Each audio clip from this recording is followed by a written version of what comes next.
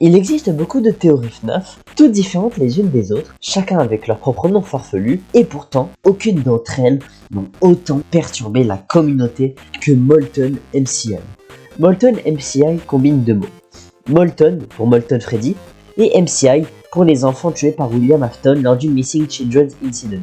Les enfants du MCI sont d'ailleurs ceux qui possèdent des animatroniques de FNAF 1. Revenons au sujet principal. Cette théorie fait tant débat car elle aborde plusieurs points sensibles. Premièrement, la place de Sister Location dans la timeline et le destin des âmes du MCI après la trilogie originale. Est-ce que je crois en cette théorie? Oui et non. En réalité, je pense avoir trouvé des éléments qui pourraient résoudre certains des problèmes qu'elle pose. D'abord, je présenterai les preuves qui soutiennent Molten MCI, puis celles qui vont à son encontre. Enfin, je présenterai mes propres arguments pour montrer que cette théorie est plus que probablement réelle, mais avec certaines modifications à faire. Maintenant que tout ça est dit, lançons-nous dans le vif du sujet et explorons ensemble cette théorie si discutée.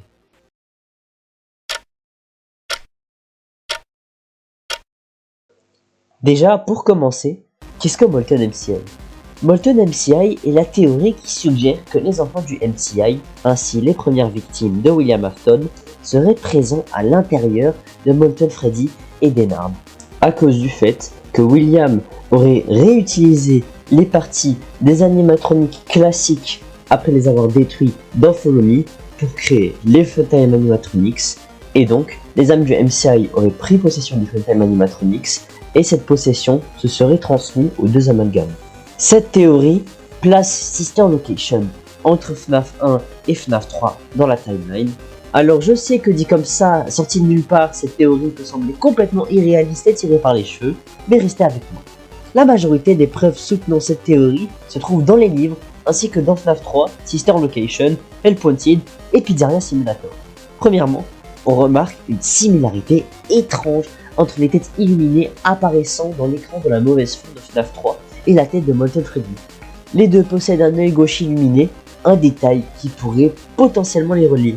De plus, dans la fin non canon de Sister Location, dans la salle secrète, on observe qu'Enard prend certaines poses imitant les animatroniques de FNAF 1.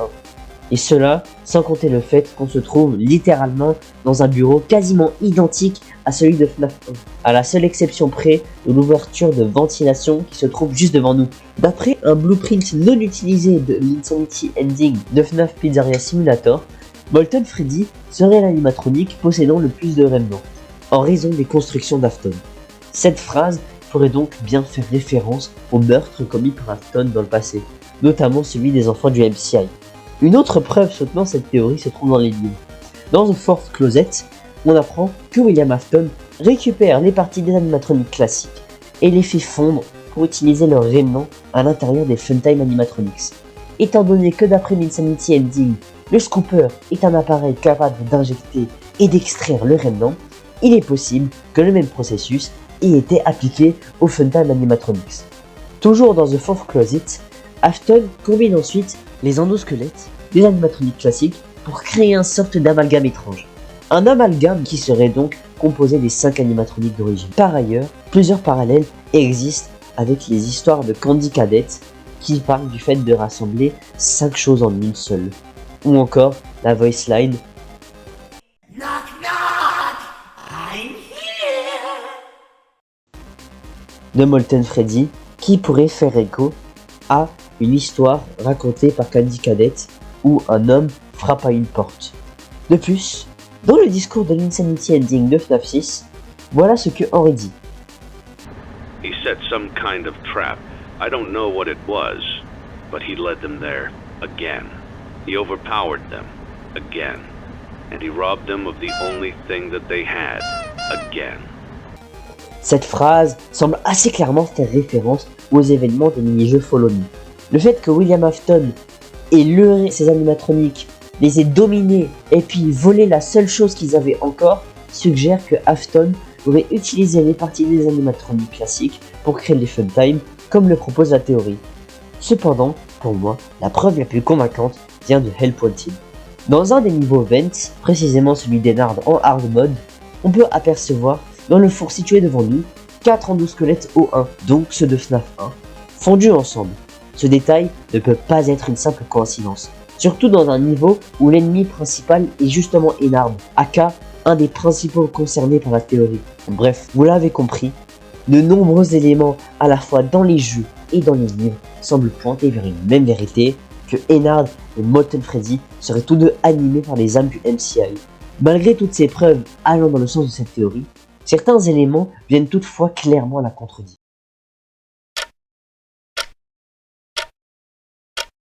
Malheureusement, tout n'est pas tout rose pour Molten MCI. En effet, beaucoup d'éléments censés prouver la théorie semblent à des fois incohérents, voire se contredire. Par exemple, les histoires de Candy Condette, qui ont toutes pour thème de rassembler 5 choses en une seule, comportent plusieurs incohérences avec ce qui est raconté dans les jeux. Dans une des histoires concernées, une femme fait fondre 5 clés en une seule pour pouvoir sauver 5 enfants différents. Cependant, William n'est d'ailleurs jamais présenté comme quelqu'un cherchant à sauver les âmes du MCI. De plus, d'après l'autre blueprint de Molten Freddy que j'ai précédemment mentionné, l'amalgame serait uniquement composé de Ballora, Funtime Freddy et Funtime Foxy. Cela implique que Yendo, le supposé Golden Freddy du jeu, ne ferait pas partie du groupe, ce qui signifierait donc que les âmes du MCI ne seraient peut-être pas toutes réunies à l'intérieur de Molten Freddy. Un autre problème lié à Molten MCI concerne justement Golden Freddy. On n'a jamais vu Afton démanteler l'animatronique dorée. De ce fait, rien ne prouve que Golden Freddy fasse vraiment partie de l'amalgame formant Ennard. De plus, dans la dernière partie des mini-jeux Follow Me, les âmes possédant les animatroniques classiques semblent être libérées, notamment parce qu'on peut littéralement incarner l'une de ces âmes en train d'explorer la pizzeria. Cela poserait donc un souci de continuité. Si Molten MCI était vrai, cela signifierait qu'il s'est écoulé un certain temps entre le moment où Afton démantèle les costumes et celui où il se fait renfermer dans la combinaison Astronaut. Et tout cela sans compter le fait que, sous Molten MCI, les âmes des enfants piégés à l'intérieur des Funtime ne semblent plus agir comme elles le faisaient dans FNAF 1, mais plutôt comme les animatroniques. Elles possèdent des âmes. C'est assez flagrant à travers les nombreuses voice lines des Funtime qui reflètent pleinement leur personnalité d'animatronique.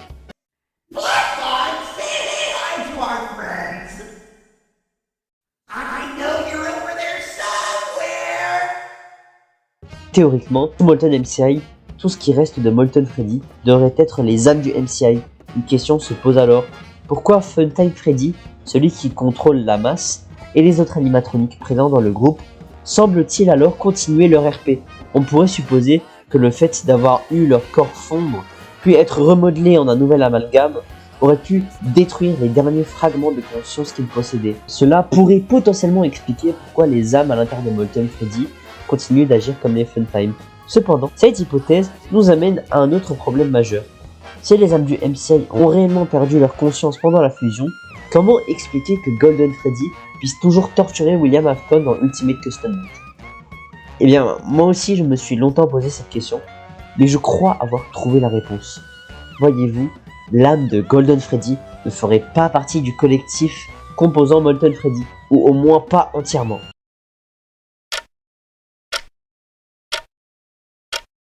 Golden Freddy est un animatronique copossédé par deux âmes, celle du Crying Child et celle de The One You Shouldn't Have Killed.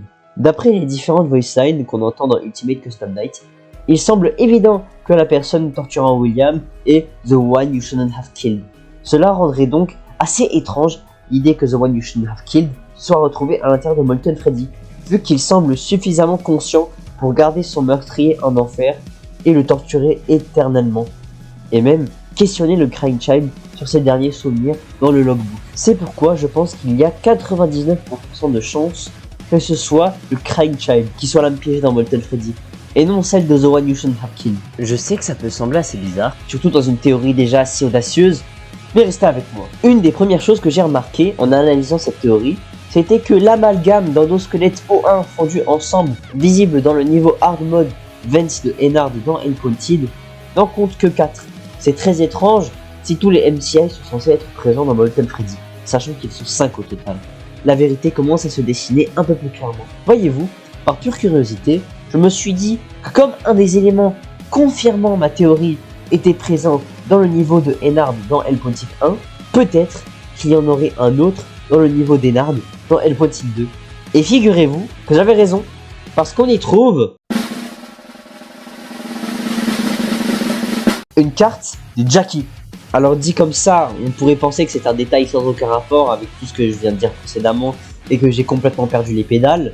Mais ça serait oublier que Scott aime résoudre certains mystères du lore de la saga Scott Games en glissant des indices dans les multiples jeux de la saga Security Breach. Un de ces éléments est le suivant. Dans Secret of the Mimic, il y a une partie où on se fait poursuivre par Jackie, l'animatronique clown que j'ai mentionné tout à l'heure. Au fil du temps, le visage de Jackie commence à se détériorer, au point qu'on aperçoit des sortes de larmes noires couler de son visage. Et ce n'est pas tout, le bruit de jumpscare de Nightmarion/Nightmare peut être entendu en arrière-plan dans celui de Jackie.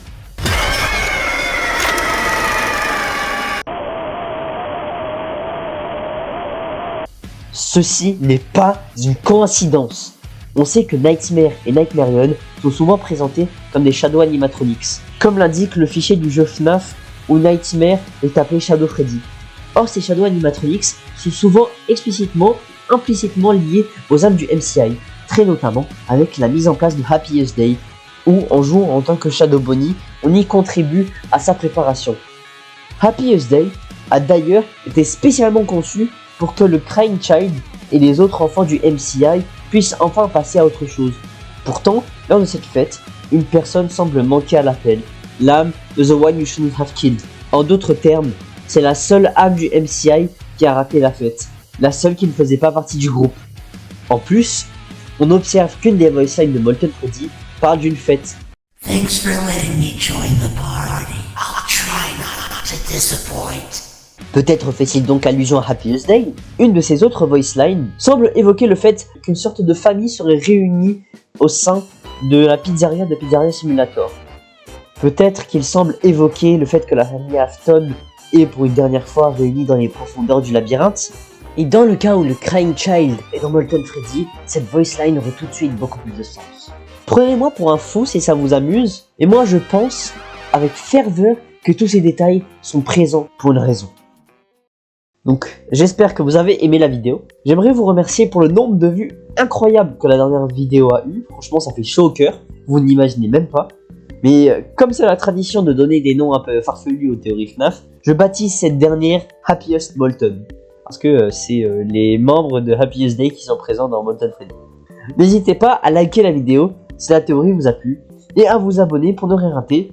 Sans trop en dire, je prépare quelque chose de très gros, alors restez à l'affût pour les prochaines vidéos.